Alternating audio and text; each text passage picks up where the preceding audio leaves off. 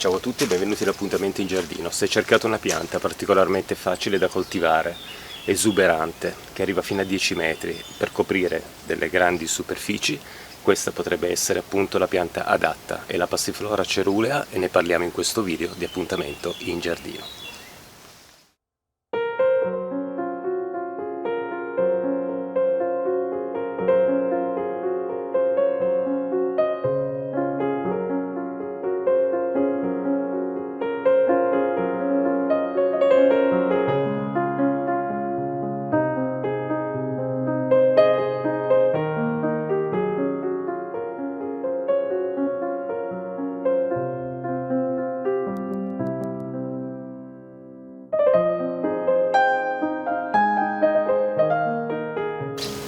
Ecco qui lo sviluppo veramente notevole di quest'anno della Passiflora cerulea, una pianta, come dicevo, molto facile da coltivare, arriva veramente fino anche a 10 metri se coltivata veramente in una zona ottimale, può essere coltivata anche in Piemonte, proteggendola poi d'inverno dalle gelate. Qui potete vedere che si è sviluppata veramente tantissimo, qui ci sono due fil di ferro molto robusti che ho tirato fino al forno e la pianta si sta arrampicando veramente tantissimo e quest'anno mi ha veramente sorpreso. Io avevo acquistato questa pianta un po' di anni fa in un vivaio e l'avevo sistemata in un'altra zona. Quella pianta è morta inspiegabilmente, con l'arrivo dei primi freddi è morta. Sono passati 2 anni e dopo 2 anni, probabilmente con un passaggio di radici sotterranee, si è spostata e l'ho trovata poi in questa zona di questo gazebo tropicale, con una recinzione, con un terrazzo che guarda il giardino. È ripartita quest'anno con una sorpresa veramente piacevole, perché mi è piaciuto molto rivederla di nuovo qui in questa parte del mio giardino, e quest'anno con queste temperature particolarmente torride che ci sono ultimamente è veramente esplosa con tutta la sua vegetazione, la sua fioritura e i suoi piccoli frutti che poi dopo vediamo insieme. Adesso ci spostiamo in un'altra zona in cui c'è una fioritura in atto, c'è un fiore molto bello che si è aperto ieri, così guardiamo il suo fiore, guardiamo anche come l'ho fatta arrampicare sulla recinzione di legno e parliamo un po' della sua coltivazione e anche un po' del luogo di origine di questa pianta, perché è una pianta sudamericana. Ecco i fiori della Passiflora cerulea, guardate che belli, dei fiori veramente straordinari, ce ne sono diversi su questa pianta, anche a volte nascosti, quindi non subito visibili. Potete vedere anche le sue dimensioni, sono delle dimensioni abbastanza grandi perché il fiore prende quasi una parte della mia mano. I fiori sono composti da questa corolla bianca con dei filamenti interni che sono viola e bianchi, per tornare poi sul violetto più nella parte interna, e poi c'è una struttura molto complicata all'interno. La Passiflora cerulea è chiamata anche, le passiflore sono chiamate fiore della passione, perché i loro fiori rappresentano un po' appunto questo avvenimento della passione di Cristo, ovvero i viticci hanno questa simbologia, rappresentano le fruste con cui è stato flagellato Gesù. Il fiore invece rappresenta la croce, mentre questi filamenti rappresentano la corona di spine e nella parte interna ci sono questi 3 elementi che rappresentano i chiodi con cui è stato crocifisso Gesù. Quindi la pianta prende questo significato anche simbolico religioso.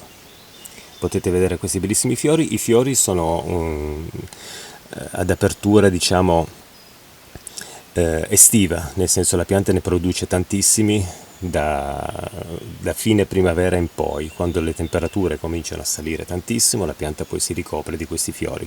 In alcuni casi si possono vedere delle piante di passiflora particolarmente piene di fiori. Io ho notato nella mia, nonostante il grandissimo sviluppo di quest'anno, perché veramente è arrivata a 7 metri di lunghezza tra una parte e l'altra, dove io ho cercato di guidarla.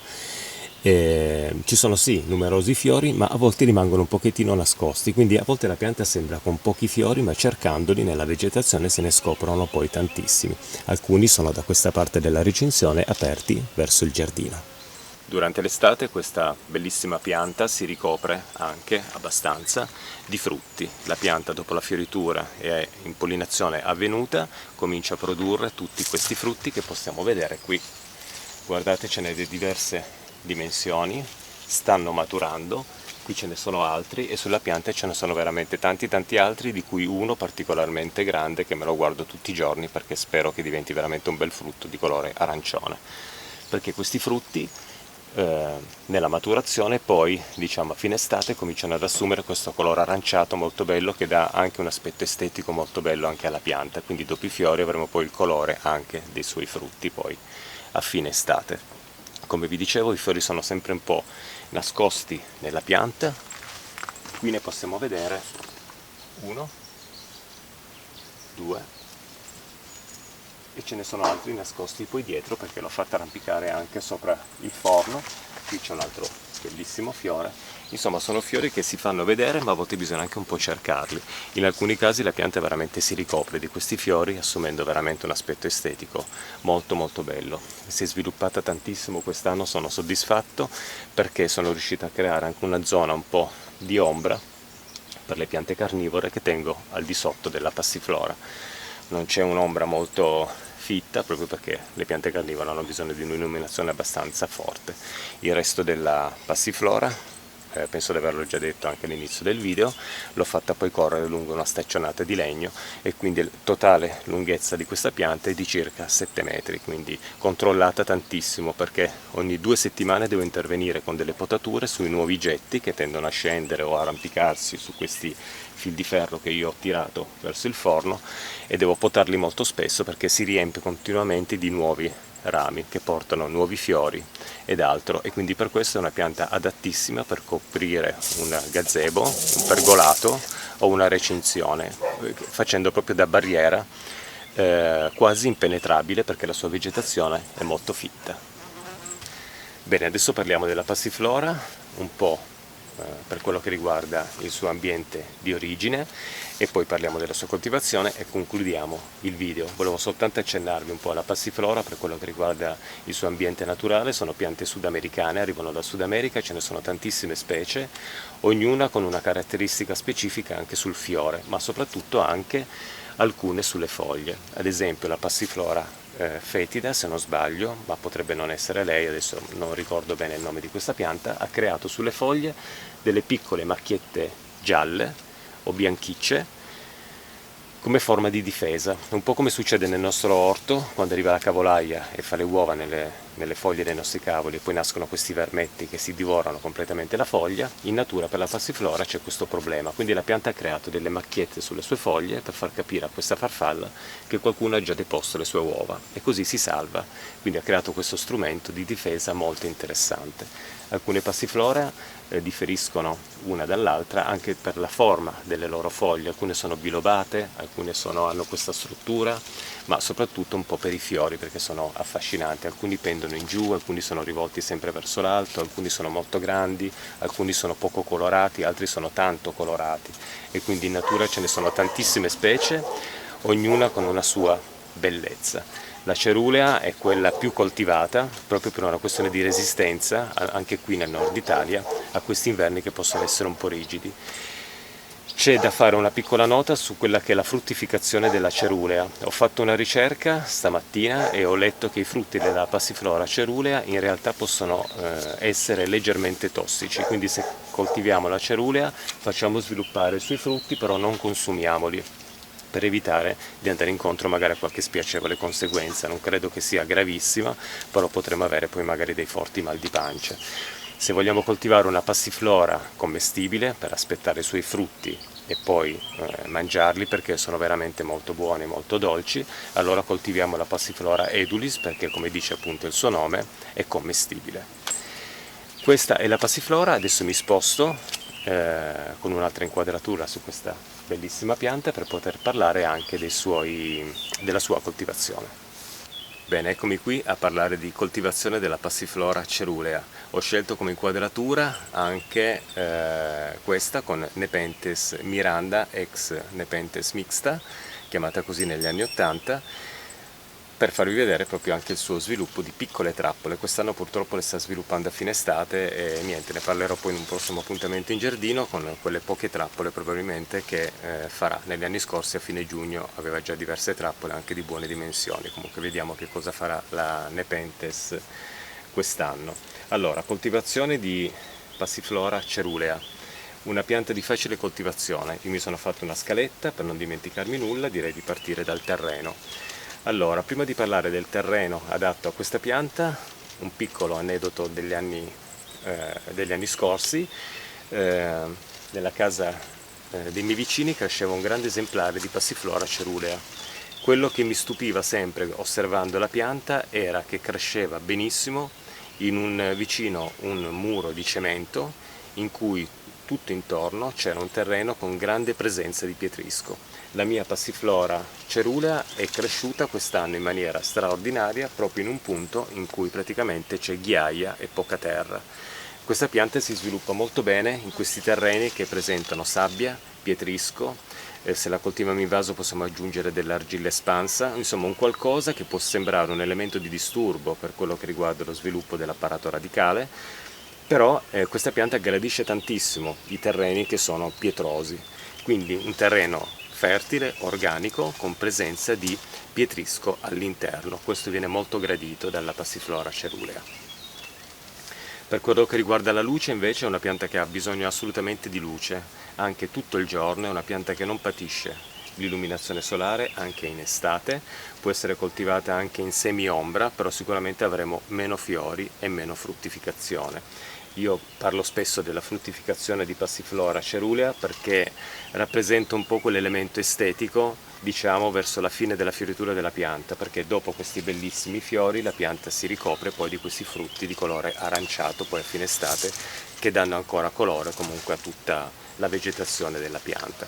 Quindi un'illuminazione che sia solare e abbastanza potente, questo fa sì che la pianta si sviluppa al meglio. Per quello che riguarda invece le irrigazioni, è una pianta che va irrigata nella sua partenza primaverile, va bagnata, quindi seguita un po' con attenzione.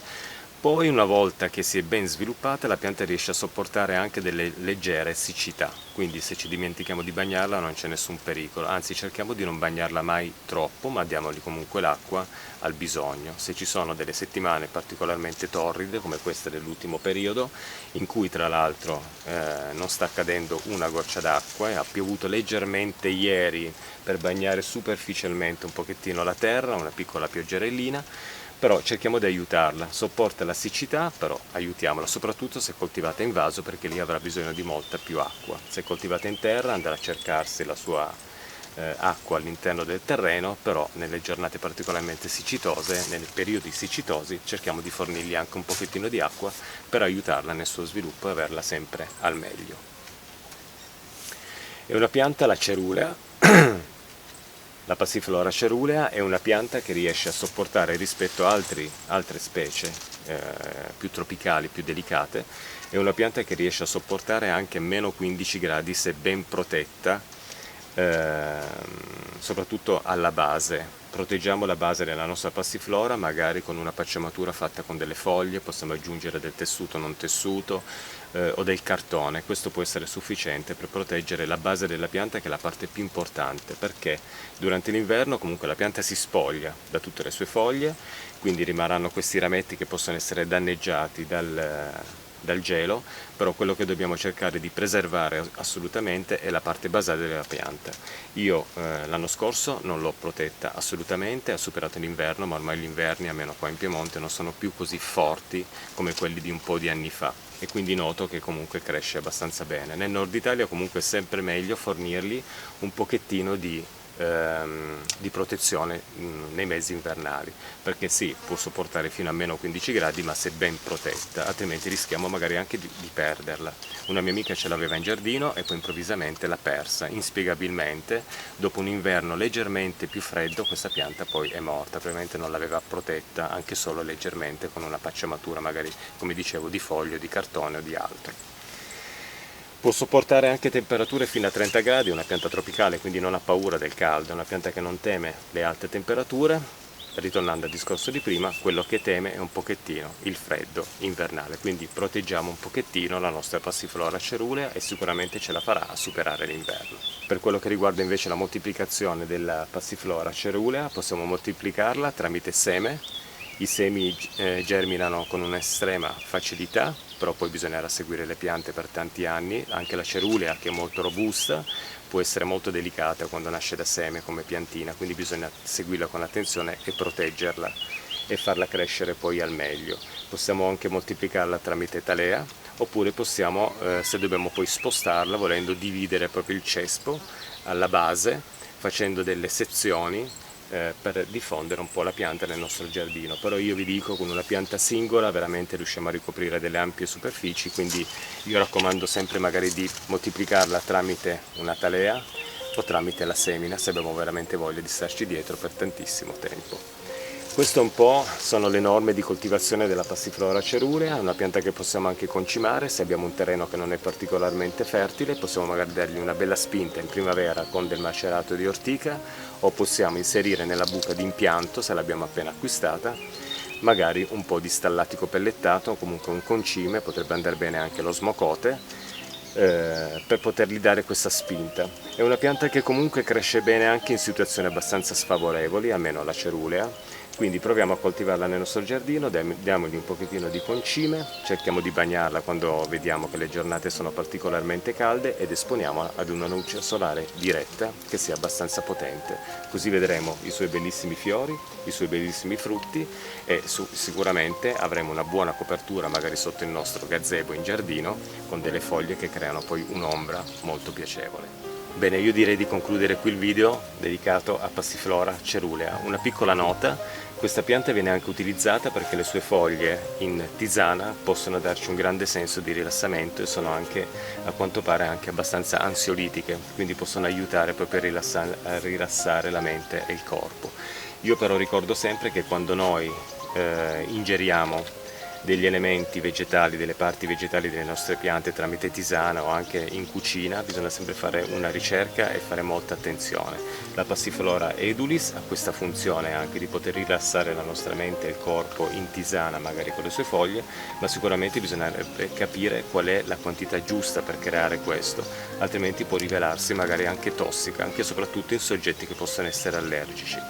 Quindi questo non è un video che raccomanda di utilizzare questa pianta per rilassarci, magari con una buona tisana. Questo è un video che parla di coltivazione.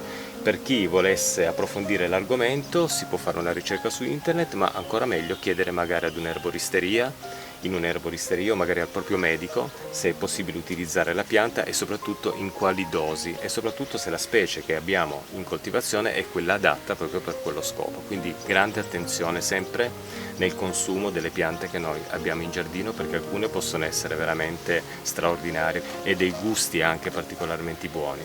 Altre invece in dosi sbagliate possono rivelarsi delle piante molto ma molto pericolose, quindi facciamo tanta attenzione.